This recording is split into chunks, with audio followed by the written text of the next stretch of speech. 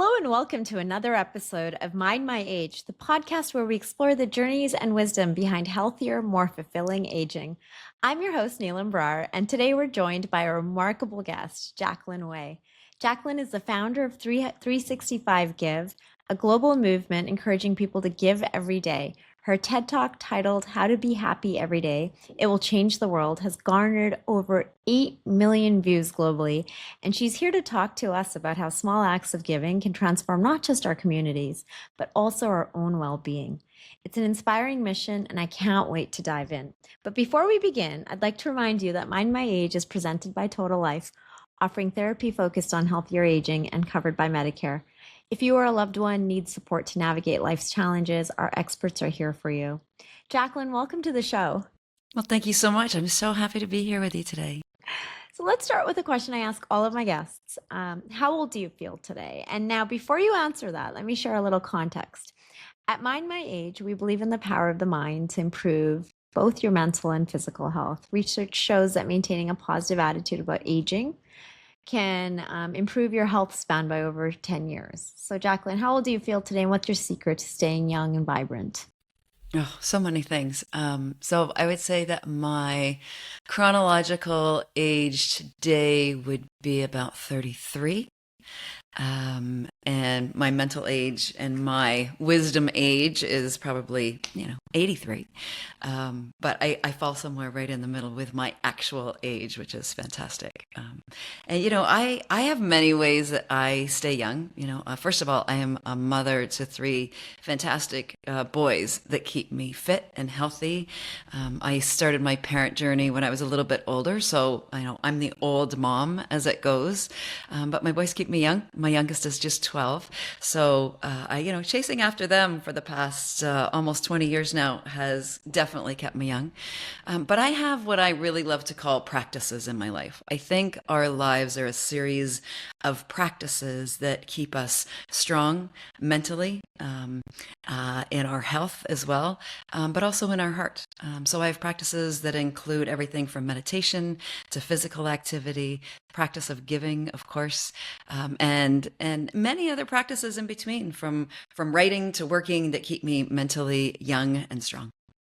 Every time we fly, we're reminded that you have to put your own mask on first. And what does a typical day look like for you in doing that self-care and self-love? Yeah.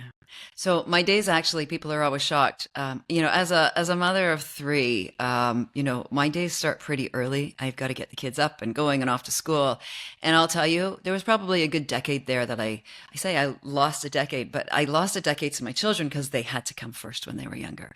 And so now these are my years. I've taken it back. So my day starts at 4 a.m. every day. It starts with a meditation and gratitude for the day. So I always do that for the first 30 minutes of my day.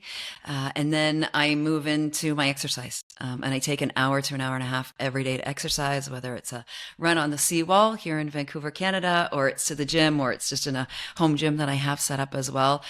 That's my physical health. And then my day starts with my children.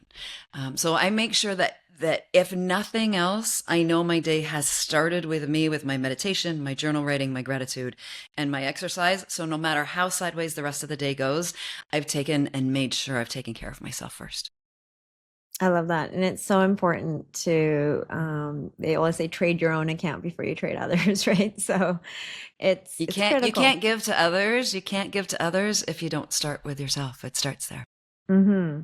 Jacqueline, you are the founder of 365 Give. It's a global movement dedicated to encouraging people to give every day. Can you tell us a little bit about how this started and why the idea of giving every day is so powerful? Yeah, absolutely. And I'll let everybody know, I didn't know the power of giving when I started this. 365 Give actually started as a personal parenting project. Part of my beautiful journey with my family is I'm actually an adopted mom. And so my first son came home at just 11 weeks old. And when we brought him home, his life started pretty rocky. He actually was in foster care when we brought him home. He was a child of the Ministry of Children and Family Services, abandoned by his family when he was born. And what I knew is that I needed to make sure I took the time with my child to foster what my parents had fostered in me as well. And that was to really make sure I took the time to foster a kind, compassionate, loving little human being, and specifically a man. Because what I know is that if we don't teach our children this before they hit school age, then we start to lose control of what's actually influencing them in their world and how they're being trained and how their brains are being trained. And so at the ripe old age of 3, I actually started a giving project with my son, which is now called 365 Give. And we did one thing to give back to the world every day for 365 days, but it had to be so simple a 3-year-old could do it. And what I know is that neurobiologically, I was able to start to create pathways in my child's brain that were built on compassion and love and care. Wow. And so, what are some examples of the giving that a 3-year-old was doing with you that just like made you think, wow, this is so powerful?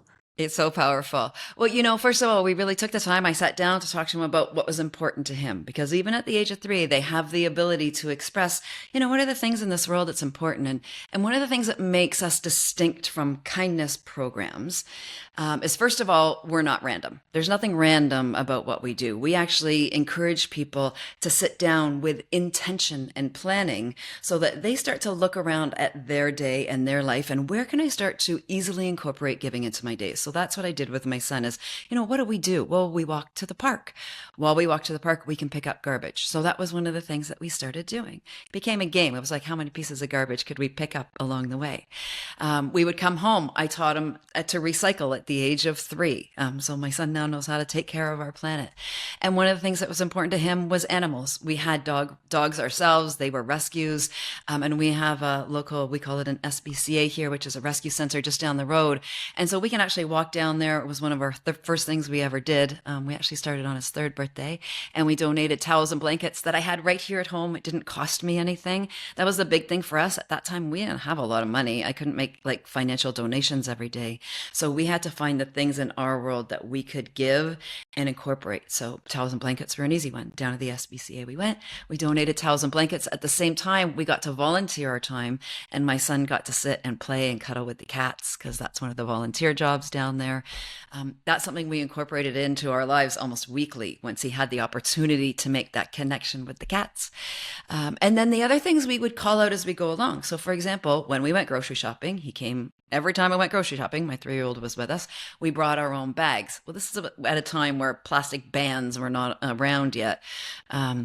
And so we always say, oh, let's do our 365 Give. We'll bring a bag with us when we go shopping. When we were at the grocery store, I intentionally looked for the organic. I intentionally looked for free trade ways that we could use our purchasing power to make a difference. With a 3-year-old, we're going through clothes left and right and center. So I bought all of his clothes at secondhand stores that gave back. The Salvation Army stores are amazing. We also donated everything to the Salvation Army. So these were things that it's not like I had to go looking for them. They were pretty available everywhere we went. When we were out driving, great, we'll do a quick stop at the Sally Ann and either buy what he needed, donate what we didn't. And it just became a part of our everyday life, these little acts. It's not that we did something different every single day. Some days we picked up garbage 3 or 4 days in a row. And some days it was different every day. We looked at the opportunities through a different lens. And once you start programming yourself neurobiologically, we're going to talk about that today a lot, I hope, is we can start programming our brains so that we are looking for ways to give that are simple and easy every day. And we've now created a practice that makes us happier. We've created a practice that literally makes us feel like we're giving love every day. And that's a huge contribution that we can make to ourselves and the world. It's amazing how something so simple, small acts of giving, can have such a profound ripple effect. What's one of the most impactful stories you've encountered from someone who just joined the 365 Give movement? It's always the children. Nick and I started this, and shortly after, 365 days were over, I actually had a teacher approach me and ask if we could bring this into schools. And that's what we did. We actually created a program very easily that we could implement into classrooms. And so I've had this beautiful gift of being able to go in and work directly with children right in their classrooms. And when you empower and give children the ability to choose, and this is the big part of what we do that makes us a little bit different. We don't hand kids a calendar and say, here's your homework. You got to go do these acts of giving every day for 30 days. We actually like to empower them. So we teach them about giving. We teach them how it affects their brains and bodies, the happiness it brings to them and everyone around us. We teach them different ways and inspire them, whether it's giving back to the planet, people, or animals. And then we empower them. We give them the opportunity to choose. And that's the most remarkable thing to watch is I think as adults, we always think giving is about, oh, we got to give money. I don't have time. I'm too overloaded in my life. Give it to kids. They just run with it. The most beautiful, remarkable things unfold, down to the local firehouse to donate cookies to the firehouse and say thank you for their service to our community. One of the kids actually, they decided they wanted to help a sea otter. Here in Vancouver, we have a rescue center for sea life. And so they all decided as a class that instead of getting gifts for their birthdays, they were actually going to ask for the equivalent of money. And these kids went and they raised like $500 for the sea otter at the aquarium so that they could do further rescues and research on the animals. And they built a partnership with the school and our local aquarium. And these are the ways that I just go, I can't believe, we set up a situation where the kids could actually help build a school in Africa. They wanted to raise money for that. So we actually set up a call so that the kids could talk to the kids that they were helping right in Africa, and to watch their faces light up and to have this exchange and this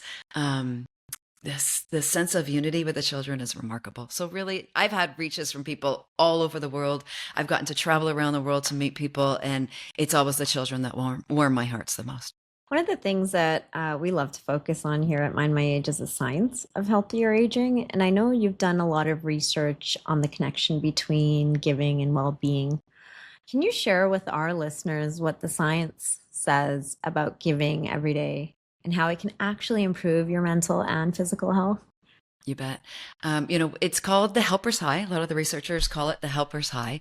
We like to call it your daily dose of happiness. And it's really important that everybody understands what chemically actually happens to your body when you give. Even these small acts of giving that I've been talking about, where you recognize with intention, you're taking your bags to the grocery store to benefit the planet. Well, this is what happens. And this is how I like people to remember it. So dose stands for dopamine, oxytocin, serotonin, and your endorphins. And this is both a chemical and a brain reaction that happens in your body to actually make you feel good. So dopamine is our reward system. For anybody that has a phone and scrolls through Instagram or any other social apps or plays video games, that's what fires in your body to want more and stay on. It's the dopamine hit that you get. It's your reward system that automatically kicks in when you give. The next one, my favorite, is oxytocin. Well, that's our love center. When you make connection with someone else, a hug, a smile, you're holding a baby, you're petting an animal, that's oxytocin. That's actually our love response in our body that turns on. The next one is serotonin. That's our body's happiness transmitter. So you actually feel happier when you give. And the last one is our endorphins.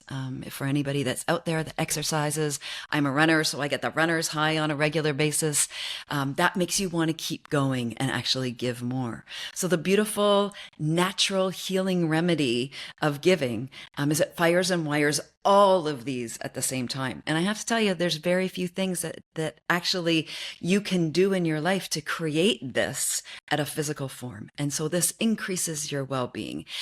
It decreases your most important part. This is the cortisol in our body. It actually decreases the stress in our body. They did research studies over COVID, the most stressful time on our planet, and it actually decreases anxiety, stress, and depression. So if you want to make yourself feel better, and what we know about people, and especially in our older years, is we feel very much alone. And depression and anxiety is one of the leading problems in society today. I actually say it's our world's pandemic at the moment, is the mental health when it comes to anxiety and depression in the world. And what we know is that giving and that connection with others, the connection to our planet, the connection to animals can start to change that for you. But it's a practice. It's not a one and done. You can't just go give one day and you forget about it. This is a daily practice that becomes part of who we are in our life, because all of a sudden mentally you'll start looking and experiencing the world differently. You'll start connecting to yourself and to others in a different way. And what we know is when we get older, these are all of the key pillars of well-being for ourselves. It sounds like there are so many benefits, not to mention the benefit of like That's what even only a few. I haven't even hit them all. it can lower stress, it can increase happiness, even extend lifespan, and then help the person that you're giving to or the cause that you're giving to.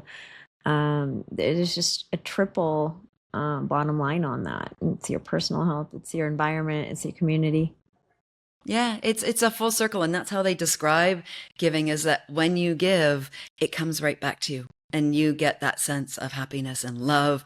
Your body is healthier, you're mentally healthier. And it's a full circle moment. I always say to people, what comes first, the giving, or what you get from it, And I think it's a little bit of both. But what I know for sure, because I've practiced it not only for 365 days with my son, but it has become who I am. So I give every single day. There's not a day that doesn't go by that even if I just pick up my phone and I text a friend to check in, or I text a friend just to say, I love you, or I'll take my time on social media and I'll do a positive post that I know not only makes me feel good, but everybody that reads it, even if that's one person. And that's always my motto. If it's just one small thing today, if I can touch one person's heart, right? One animal's heart, if I can make a difference to our planet that we share, that's all I need to do. It's just one small thing. So it's not, I got to do it every day for 365 days. That's the way I look at the world now. It's the way I act in the world. It's the way I show up in the world. And I love that you gave those examples because for most people, giving means donating money, possibly, maybe donating time, but you've just described a whole bunch of other ways one can give knowledge, content. You can come to our website. We have thousands, literally thousands of ideas for you. You can literally sign up. We'll put one in your inbox, and pretty much none of them include any money at all. What is have you done any work around what the types of giving and the impact they have on your well-being? Like, is there like certain things that are much more happiness inducing versus stress reducing versus, community building, etc.? Right. Well, this is what we know about well-being, and not only about well-being, but every indicator of what helps a human being thrive is connection with others. So as much as for me, one of my favorite ways to give is always back to the planet. But what we know is for people that may not have a big friendship circle, may not have the opportunity to connect with others so much, I always encourage go out, volunteer your time, volunteer your skills. We all have something to give. That I always call it's that beautiful light we all have in us, some skill that you could donate a little bit of your time. One of my favorite ways to used to do this, I used to work in every single Monday night. It was called Out of the Cold Project. And I used to go volunteer and work with the homeless, and we'd serve them a meal every single Monday night, like a 4-course dinner. And it was one of my favorite ways to give because of that connection I got to do with others. Not only the people that I was helping, obviously the homeless people, but the friendships that I made with the other volunteers that were there as well, that was some of the most meaningful relationships that I made in my life. All the volunteers I get to work with now with 365 Give, I get to meet people. We have volunteers all over the world. And so I get to connect with people. And that connection with others, both in person and virtually as well, is so important to our lives. It truly is what makes human beings thrive, is connection to others. So that's one of the ways that I would say, when you're looking at the science and research, if you just looked at the science and research of connecting to others, and then you add on top of that the ice cream, which is the giving and the volunteering, spending time, it just amplifies the well-being and the health and happiness of putting both of those together. So many of our listeners are retired, and isolation and loneliness is something that is rampant at all ages, but disproportionately affects our elder population. What's your advice to folks that are listening right now and like the idea of what you're saying, but don't really know where to start? Sure, absolutely. Listen, I have one of the most amazing senior centers right here in my neighborhood that services thousands of seniors. Okay, so that's one of the first places that I look at are what are the senior community service centers closest to you, because I know a lot of communities do have them. Go make a connection there. Ours offers lots of courses and everything else for seniors, but they also offer them lots of opportunities to do volunteer work together as well. That's a great starting point to go, okay, so what can we do as a group here? And what I know about so many seniors is that there's a lot of hidden skills that I think generationally right now have gone a bit down the drain. Things like crocheting and knitting and art, and like so many artists in the seniors community. So why not take some of those things that you enjoy already and start spreading those around? Could you sit and make cards for other seniors? Could you sit and make cards for young children in potentially the children's hospital who can't get out? Could you sit and make knitted toys? My kids were born at Children's Hospital here with no parents.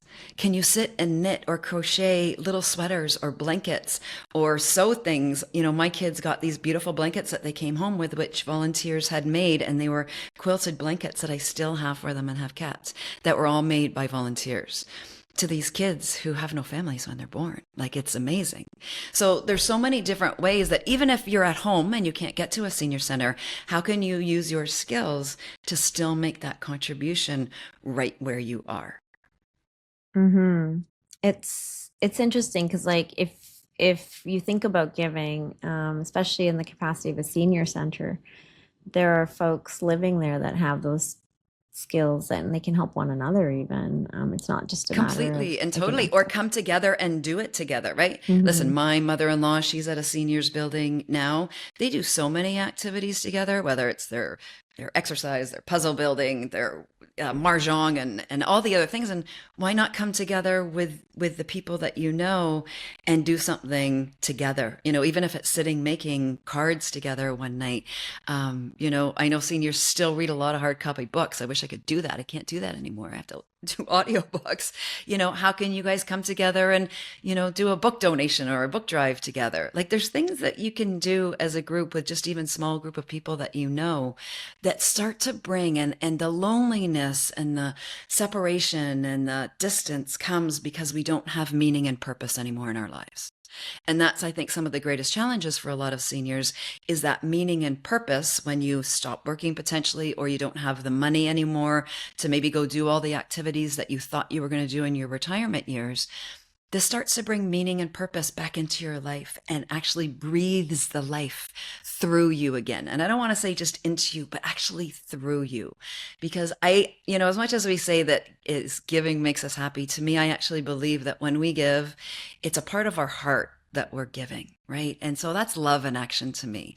And when you can take that love that we all have in our hearts, put it into your hands and give it out to the world, you're literally breathing life through you again. And that's what I think we all need, is that purpose and meaning coming through us again. It's so interesting growing Makes up. us feel alive, right? You feel Well, alive. it does. And like your whole life, you think about, okay, I want to be comfortable enough so that I can go help people, right? And we talk about doing that later, and it's so important to kind of fit that into your everyday, year to year. It's your practice, right? It's your life-giving practice, literally. And it's fascinating to hear that giving can actually change your brain chemistry and improve health outcomes. I love that you've taken the time to research that. Could you share a few specific health benefits that people, particularly older adults, might experience when they incorporate regular acts of giving into their lives? You bet. And that's, it's a big part of the group that's really been studied, is the older generation and how this benefits our lives. So the first thing that you will experience is life longevity. And you spoke of that earlier, but it actually increases how long that we live. Some of you may or may not like that in this exact moment. But along with that, it makes your heart, believe it or not, healthier. Especially for seniors, it actually can lower your cholesterol, and your, what's the one that they take? Sorry, I'm getting a brain block right now. You take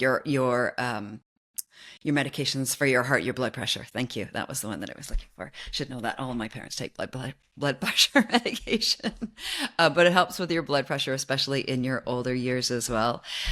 So those are three key ones that I would say from when you're older, that it really benefits. But I think the big one, and we started this conversation, you said this at the very begin, it's our mental state that brings it all down. So when we are sitting in a mental state of what feels like depression, right, and anxiety, that's our stress. And so that means cortisol is running through our bodies, right? And what we know about cortisol is actually our killer, right? Cortisol actually causes cancer in our body, right? And so many other diseases in our body. So when you're giving, the risk of you getting sick from diseases out of our control, it actually drops when you start giving on a regular basis.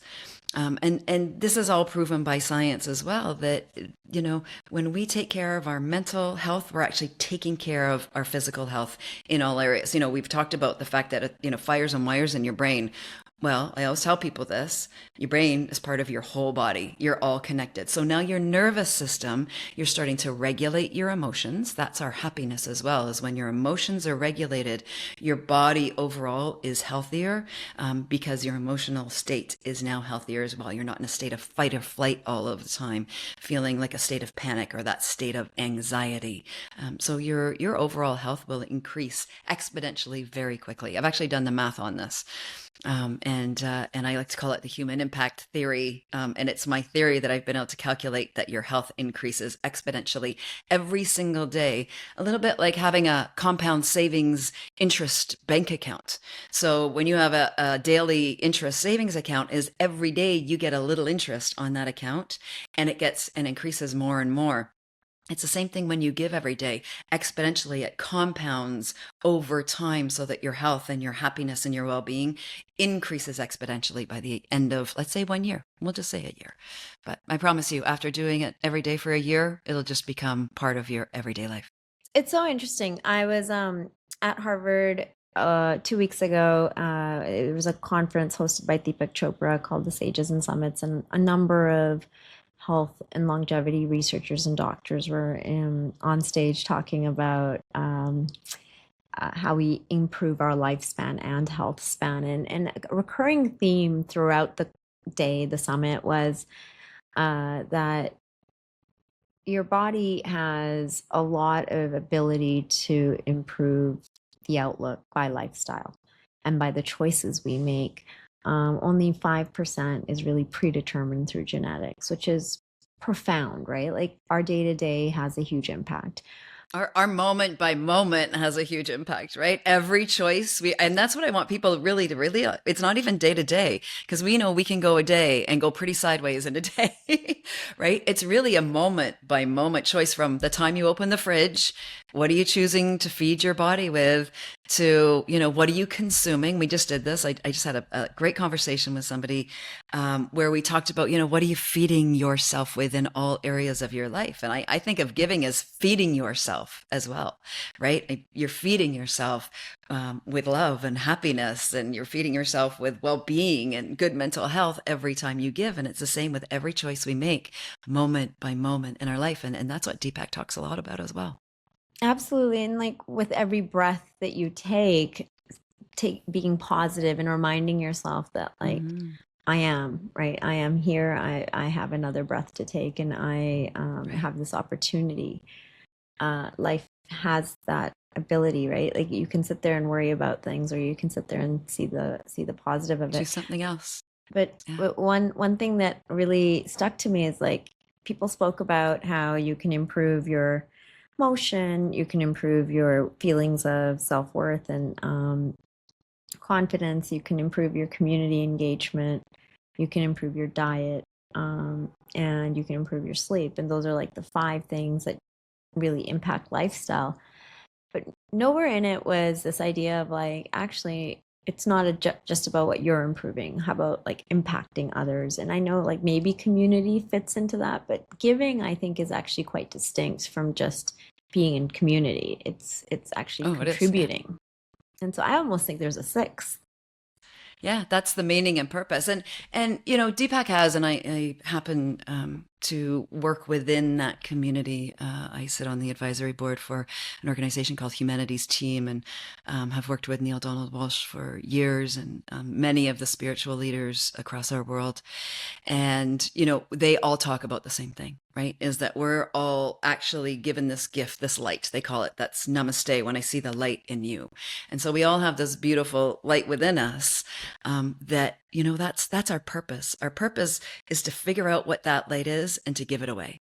And that's the spiritual practice that many of them talk about on a regular basis. Every religion, every spiritual uh,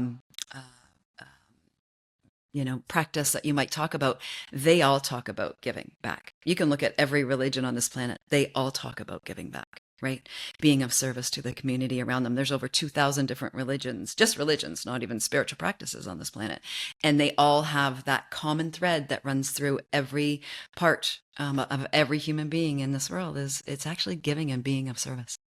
Absolutely. In Sikhism, we call that seva, which means service. And if you go to any Sikh temple in any part of the world, there is always food available that's cooked by the community and available for anyone to eat.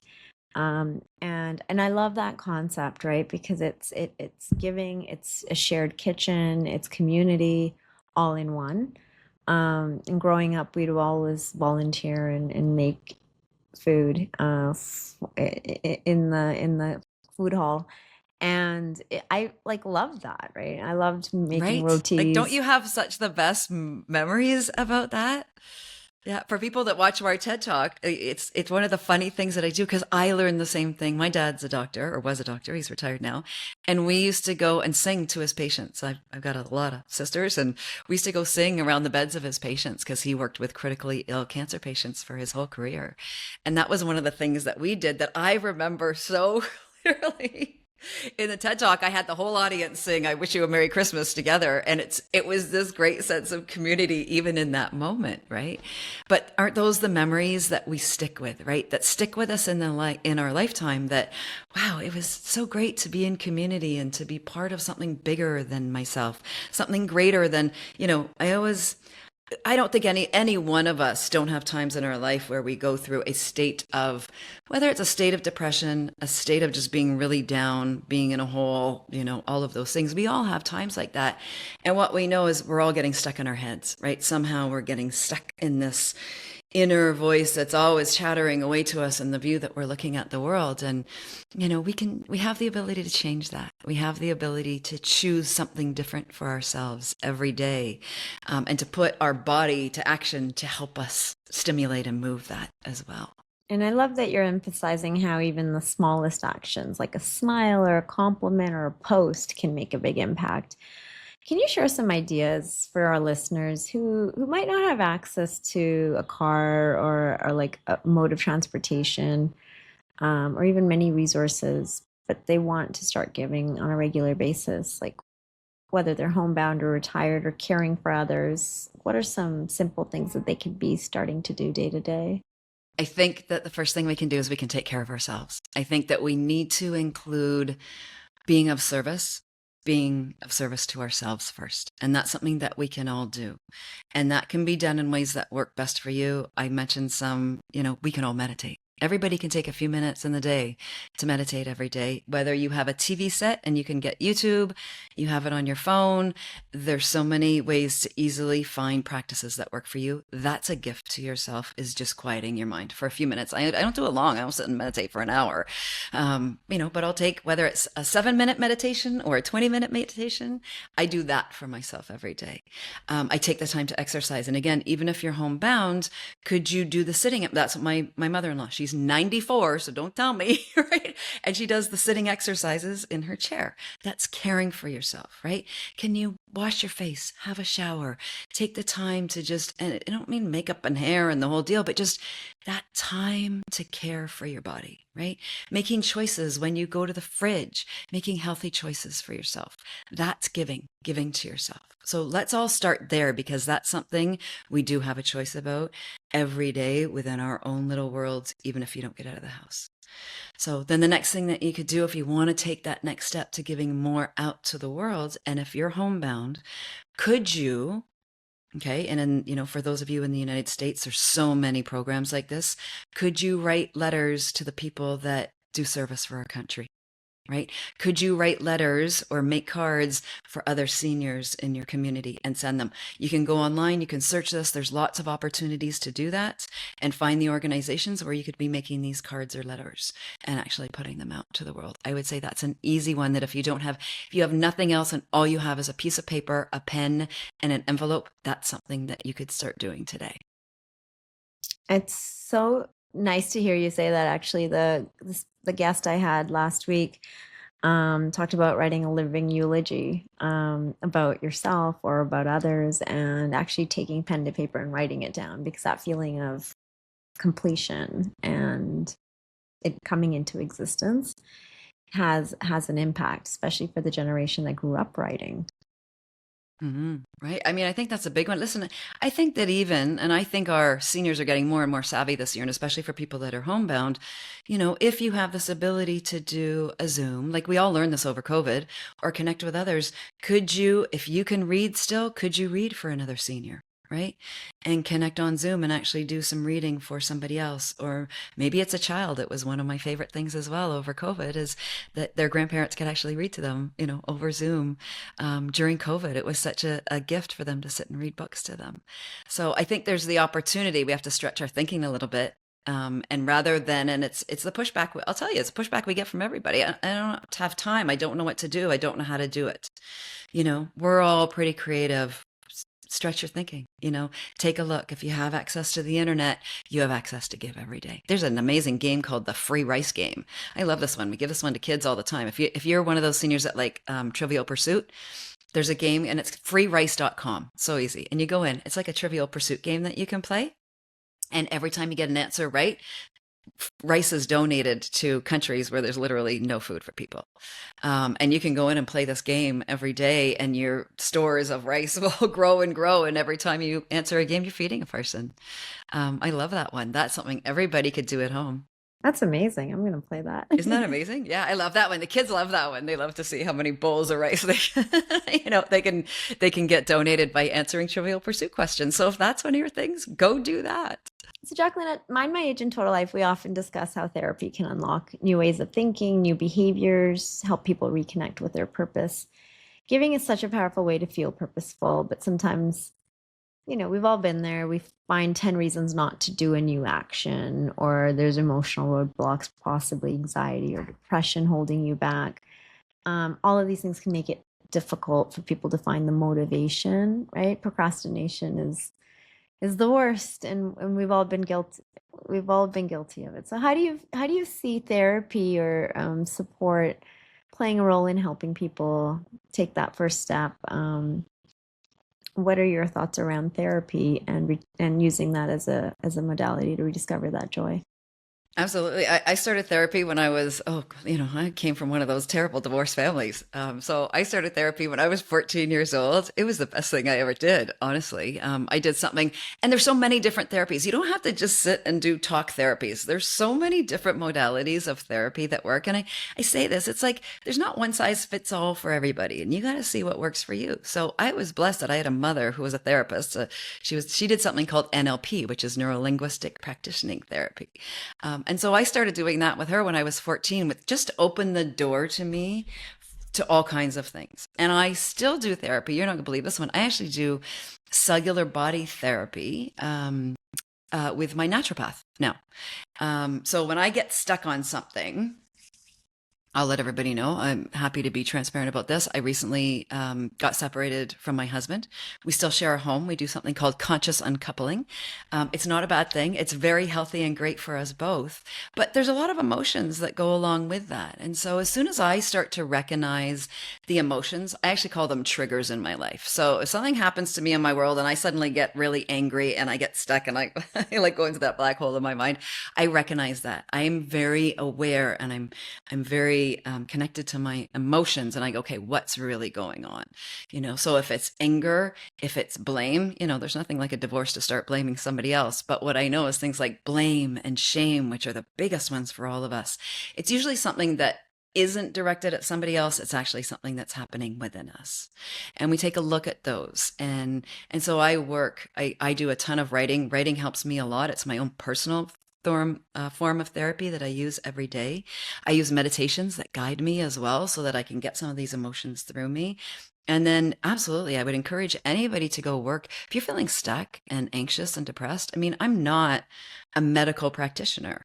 So as much as I can talk about this and share the science and the research, there are people that are trained to really help us, and you can do it right from home. We can do therapy on Zoom. You don't have to go to an office. There's lots of services that are available and even free right now. COVID at least opened those doors to those opportunities. To me, it's like, why not give it a shot? Because what if you just feel a little better?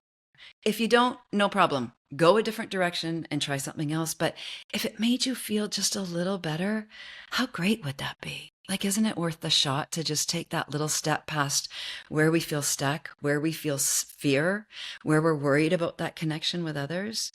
My children have neurodiversities. They're all born with something called FASD, fetal alcohol syndrome disorder. And so connecting with others in a traditional therapeutic way doesn't work for them.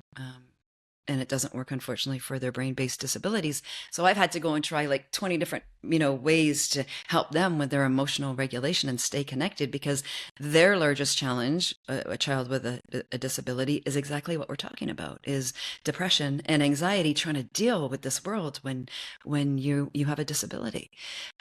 So we try all kinds of different things, and we have found the things that work best for them. And we all have to do that. We're here to have a happy life. I truly believe we are here given this gift of living on this beautiful planet to have a happy life. But it's something we have to work on every single day. And what you and I talked about, it's moment by moment sometimes, especially on those hard days. Yeah, I mean, thank you for sharing and opening up. And, you are certainly living truth that you can overcome and you can navigate, right? I Challenges got are it going. all. I got it all. You're still I'm not, there's smiling. nobody, right? I'm happy. I love my life. I get to wake up every day. I get to look out my window and see this gorgeous planet but that's taken work and practice every single day. And literally when I say it's moment by moment, some days it is, because some days it's really hard. I'm not, a stranger to trauma and difficulties. I had a hard childhood. Just like I could go through the list. Like I always say this, one day I got to write the book where it's like, whatever childhood trauma you had, I had it. Trust me on this one.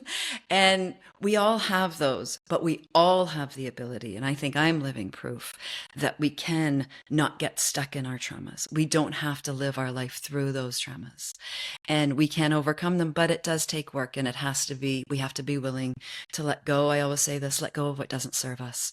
My past traumas, it doesn't help my children. It doesn't help the work that I do in the world. It doesn't help the world, me living through those. And I had to learn to just let go of them, right? Understand why they happened. I'm not saying we don't feel what we feel. I feel all the emotions everybody else does, but I've learned now through my practices that I can overcome them very quickly. If I'm having a bad day, I know the next day I can wake up and I can change that, right? But we all have to work on that.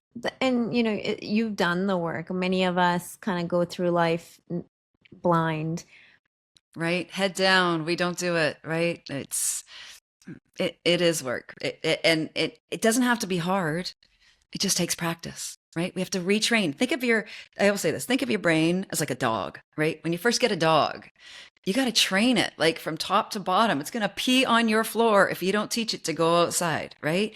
It's going to destroy your home if you don't train it properly. Our brains are trainable, right? Neuroplasticity. We know till the day we die, we have the ability to keep working this muscle that's on the top of our head. This is where our suffering is. Our suffering is right here. And I'm not saying people don't go hungry in our world. I'm not saying that there's not disaster. I'm not saying that there isn't different types of suffering, but our greatest suffering is what goes on right here every day. And that's where, especially with depression and anxiety and stress, this is where this comes from and where it's rooted in, and learning how we can regulate our bodies and regulate our emotions and create. It's creating. It's not going out looking for happiness. It's not going out looking for love, flipping for it all. It's none of that. We have to learn to create it from the inside out, because that's where it comes from. And these are the practices when we learn to create it through giving and all of the other practices that we learn. I created over COVID happiness toolbox for my kids, where we all knew that different things made us all happy. And so we created a little box, we decorated them. And every time we discovered one thing that made us happy over COVID, we'd have a little piece of paper and we'd put it in our box, right? We created music playlists. We created playlists on our YouTube feed. We did activities out in the yard, the things we were able to do, connecting with our family on Zoom. Every time we had one thing that made us happy, we'd put it into our toolbox. So now I have a happiness toolbox that is overflowing with so many different tools and strategies and practices that I have, that if one doesn't work one day, and it does not, like playing music, some days doesn't work. Running, some days that doesn't work. I've got 100 other tools and strategies that I know I can use until finally I flip this switch, and that chemical reaction we talked about, it works and it changes. And then I start to feel better. That's so amazing. And it's such an important reminder. Sometimes like we need help to be able to give to others, and we need to be feeling okay to ask for help. And far too often, I've seen this with my own mom and dad, like they're just soldiering through and they never put up their hand and ask for help. It's the receiving, right? It's giving and receiving. Well, you know what? This is what I always tell people, and this kind of changed my mind about receiving. I'm the worst. Like I'm the worst at ever asking for help, allowing people to help me. Like I'm the worst for that. Till somebody said to me, remember that when we allow people to do something for us, that's their 365 give. Right? If we don't allow them that gift of giving to us and us receiving it openly with a big heart and just a big thank you, that gives them the helper's high. What we've been talking about, that daily dose of happiness. So when you actually receive somebody trying to give to you and asking for help and receiving it with an open heart, you've now given that other person that daily dose of happiness. So now you've received it. They've gotten it, and exponentially, you're changing the world every time you do that. That's the beautiful full circle. When we receive, we're actually giving the other person a gift of giving. That's such a beautiful way of looking at it. But like it does, like I get anxiety when somebody does something nice to me, because I feel like now I owe them. I owe them something, but we don't. That's a thing, is that when we give, right? And we give with no expectation, none of this works, just so you know, none of this works. And I should have said this from the beginning. This giving thing doesn't work if there's an expectation when you give to somebody, you're going to get something back, right? That's different. That's not giving, right? That's not kindness. That's not love. That's just, I'm going to give, that's an exchange, right? Then it's, hey, I'm going to give you $5, but I want it back. That's not giving, right? If I give you a meal, I expect you to say thank you. If I help a homeless person on the street and I expect them to be nice to me now, there's an expectation that there's an exchange for what I've done, right? That's not giving. That's not true giving. That's not giving selflessly from the heart with no how many expectations do we have in our life, right? Always expectations of other people, that they show up a certain way. You got to drop that expectation. You give with no expectation of anything in return, and you walk away, and it's so good. It's so good, right? That's expectations are our problem, right? They are. I have a friend that would always give me advice around relationships, and she'd always say, like, enter any relationship with a man, zero expectations. I said, that's not fun. Oh, that's so hard. It's like, I get that one, right? You know what I mean? And we always expect debate. them to do something completely, right? It's impossible not to expect them to be a certain, but it's our downfall too. Ask me, I'm getting a divorce, right? It's a tough we one. do, and we have. It is, right? Listen, relationship expectation and just giving because we actually want to create meaning and purpose in our life, or like that's a whole other podcast. We'll have to do that in the next one. Yeah, but expectation is a big part of this, right? When you we can I'm not even going to begin to go into a relationship with no expectation. That's okay. We're all loud background sounds. I can't say you're going to go into a relationship without expectations, but you can give something small without expectation of anything in return. You can do that. If you were to stop and pet a homeless animal or feed it, you wouldn't expect that cat or dog or whatever you're helping, you wouldn't expect them to give you something back. But yet, when we give to a human being, all of a sudden we expect this exchange.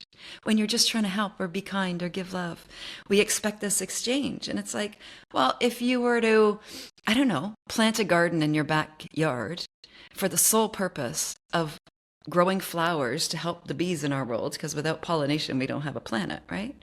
You wouldn't expect the bees to make a honeycomb in your backyard so you could get honey from them. There's no expectation of that, right?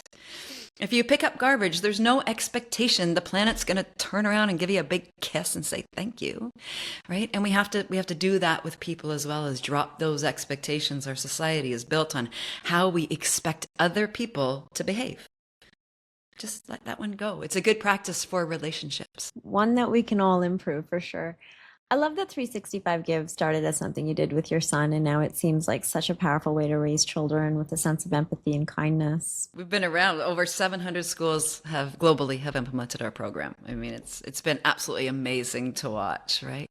They're ready for it. They want it. Our whole membership base, the millions of people that we've been able to touch, people want it. They're looking for this. They want to make an impact.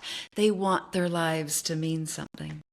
I hope that you take a moment to reflect on just how much of an impact you're making and the giving that you've created, like the derivative giving that you've created by building this mission. It's so fascinating. And huge applause to you. For parents or grandparents listening, how can they start teaching their children or grandchildren the value of giving from a young age? Like, walk them around donating, just talking, have this conversation. What are your thoughts there?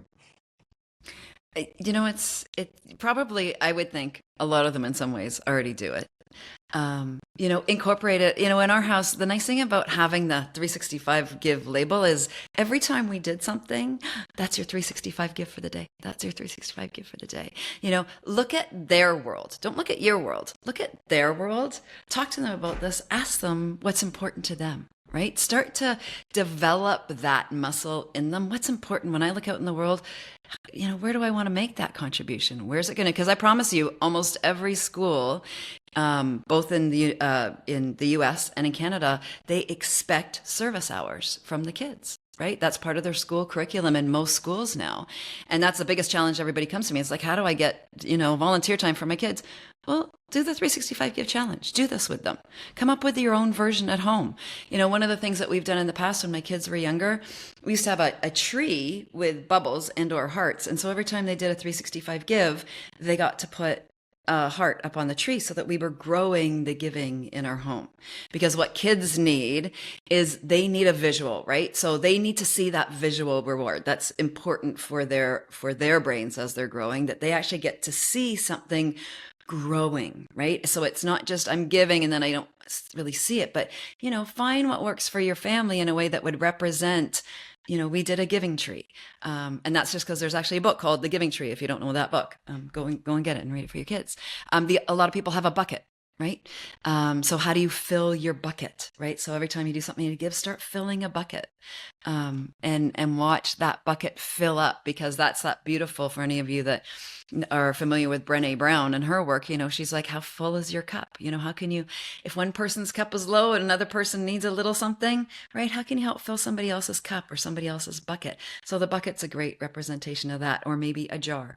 I've had families that they have a jar at home and they like to do $1 donation. And so, how can the kids earn $1, right? And put that in at the end of the year, the family gives a donation of $365, right? There's so many ways around being creative, but find what works for you and include your children in the conversation.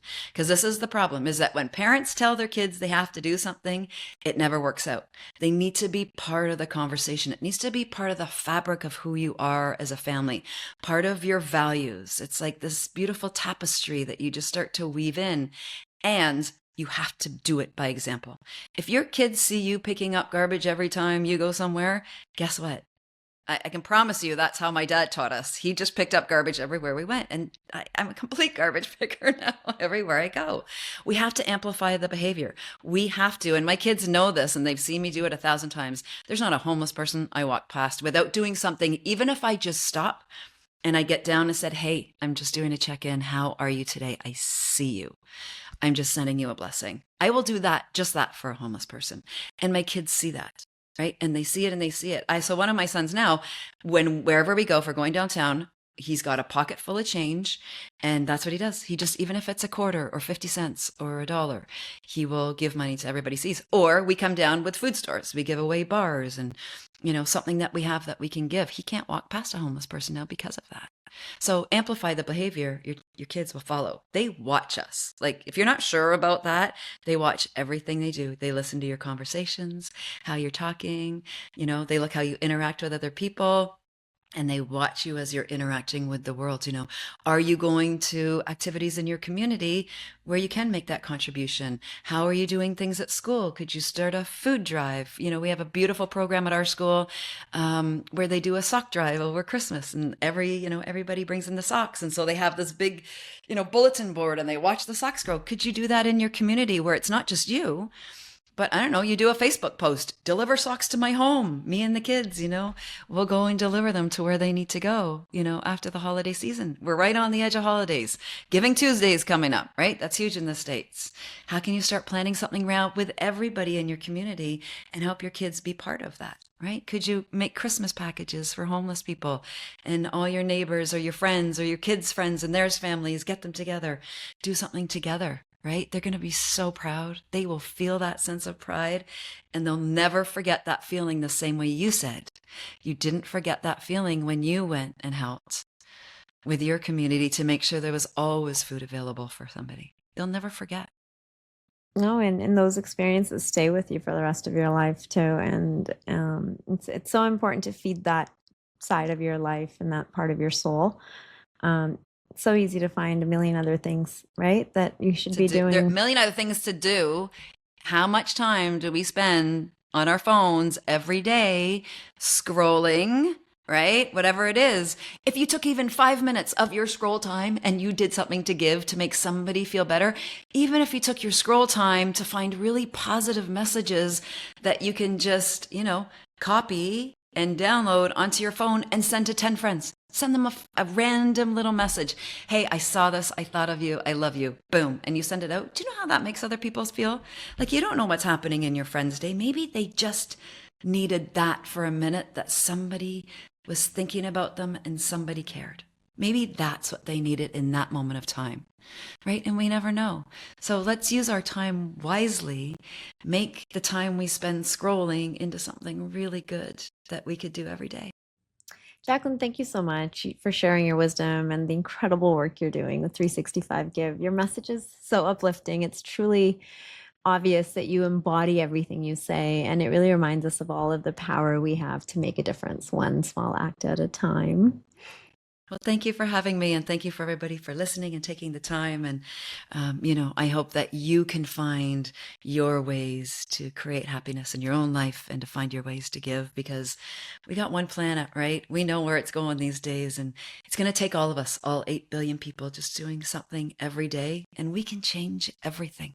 Absolutely. And just the impact it has on your personal well-being as well as will amplify everyone around you, the work you're doing. Right. So thank you again, Jacqueline, for joining My Age. Welcome. For our listeners, if you're inspired by Jacqueline's message today, I encourage you all to visit JacquelineWay.com and check out 365 Give to learn more about how you can bring the power of giving into your life. And if you're looking for support to navigate life's challenges or rediscover your own purpose, or unblock yourself, don't forget that Total Life's therapy services are here to help you, covered by Medicare. Amazing. Visit totallife.com. Make sure to subscribe to Mind My Age, rate and review this podcast on your favorite platform, and stay tuned for more inspiring conversations. Until next time, remember to age with purpose, live with joy, and give a little each day. Thank you.